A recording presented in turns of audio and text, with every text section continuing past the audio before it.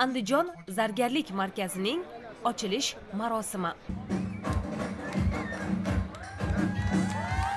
Zargarlik sanoatini yanada rivojlantirish maqsadida mamlakatimizning bir nechta hududlarida ayni yo'nalishdagi klasterlarni yo'lga qo'yish nazarda tutilgan.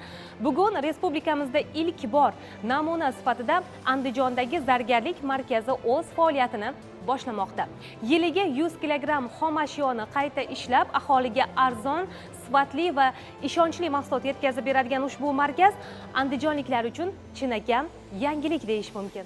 Bugun O'zbekiston dunyo bo'yicha eng ko'p oltin ishlab chiqaruvchi mamlakatlar orasida top 10 talikda turibdi. Demak, zargarlik sanoati uchun muhim baza, xomashyo yetarli. Lekin tan olish kerak, yaqingacha ham tilla taqinchoqlar ijodkorlari uchun sharoit hamin qadar edi. Qayta ishlash foizi kam bo'lgan. Hozir esa ularga qaratilgan e'tibor yuqori.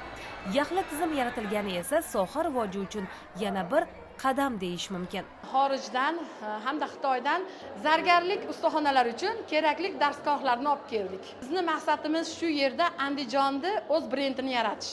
Barcha zargarlar, tilla buyum sotadiganlar bitta joyda bo'lgandan keyin sog'lom raqobat bo'ladi. Bu buyumni sifatiga ta'sir qiladi. Bugungi kunda viloyatda oltindan zargarlik buyumlari ishlab chiqarish quvvati yiliga 99 kilogrammni tashkil etadi. Lekin bozordagi talab ancha yuqori. Ushbu markazning faoliyati esa bu ko'rsatkichni teng barobar oshirib, talabni to'la qondirishga imkon beradi.